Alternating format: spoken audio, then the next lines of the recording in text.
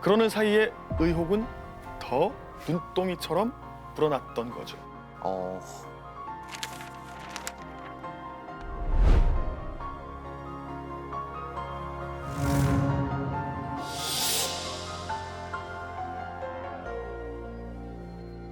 자, 그럼 제가 선생님들께 여쭤보도록 하겠습니다.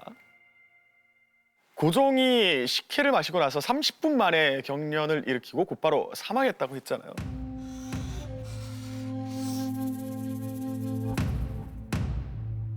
근데 그런 독약이 실제로 존재합니까? 어떻게 생각하십니까? 그러니까 사약은 마시면 그 자리에서 바로 막 죽잖아요. 우린 그렇게 극에서 알고 보면. 있는데. 네. 맞아요, 맞아요. 네.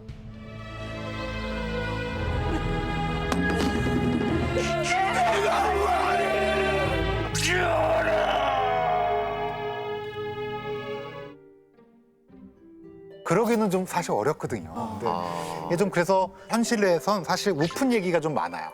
사약을 전하는 사람들이 보통은 의금부사들이 전했는데 여분의 사약을 그렇게 많이 챙겼대요.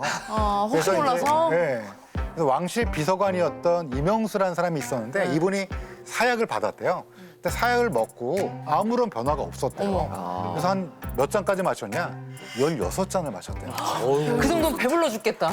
그 정도면 진짜 이거 실제 있었던 일인 거죠? 맞아요. 어떻게 이런 야사에 잘 기록돼 있는데요. 아무튼 다시 돌아와서 고종 황제가 비상 중독으로 사망했을까?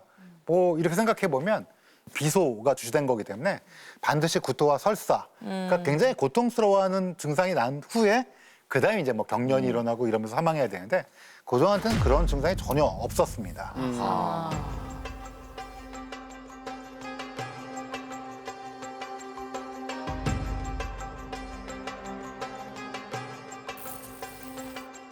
식혜를 마신 건 밤 11시에서 12시 사이고, 그러니까 식혜를 마시고 적어도 6시간 후에 사망한 거죠.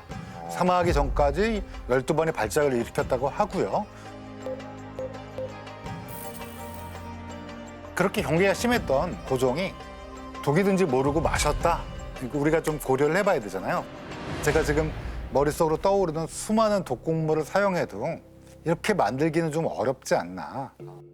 일단 청산가리 대표적으로 청산가리는 먹고 나면 15분 이내에 증상이 시작하거든요. 이제 호흡곤란 생기고 불안해지고 이제 신음이랑 고통이 생기면서 경련하다가 사망하게 돼요. 청산가리는 뭐에 타면 아려요, 맛이. 맛이 아려요. 아려요. 네, 그 실제로는 아린 맛이 아려서. 나구나. 근데 이게 염기성이라서 아릴 수 있는 건데 산성을 띠는 음료에 섞으면은 약간 중화가 되지 않을까요? 맞습니다. 그 정확한 좋은 건지 약간 위험한 지식이긴 한데 이게 이제 실제 사건에서 요구르트에 탄 사건이 있었어요. 근데 그때는 잘 인지를 못했는데 근데 고종 황제가 드신 게 뭐였죠? 식혜. 식혜는 약산성이에요. 그러니까 이제 한 pH가 한 5.8, 5 정도 되니까 이론상으로는 가능해요. 어쩌면 아린 맛이 중화가 되면서 어쩌면 근데 그걸 뭐 실험할 수는 없고. 그렇죠. 어유 끔찍해요. 근데 이제 가능한데 문제는 청산가리라는 게 사실은 KCN이거든요. CN이라는 게 청산을 나타내는 이온이고 K가 칼륨인데 일본 사람이 발음이 안 되니까 카리 이러다 청산가리가 된 건데. 그렇군요. 네.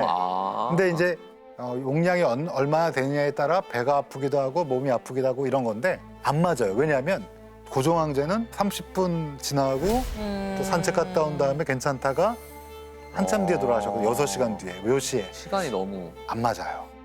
결론적으로는 이제 청산을 먹고 좀 한참 있다가 사망케 하는 거는 좀 어렵긴 해요, 사실은.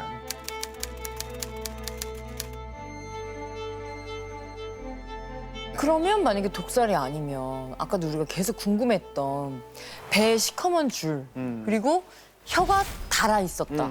이게 너무 미스테리한 거예요. 고종의 소렴식이 좀 늦게 치러졌더라고요. 승하했을 때가 이제 1월 21일 오전인데 염을 하는 소렴식이 사흘 뒤인 24일에 치러졌습니다. 그러니까 3일의 텀이 있었던 거죠. 왜 그랬나 봤더니 당시 아들 영친왕이 일본에 있었잖아요. 이제 소식을 접하고 다시 한국으로 돌아오는 시간이 있었을 거 아닙니까? 그래서 이제 조선으로 귀국할 때까지 기다려야 했던 거죠.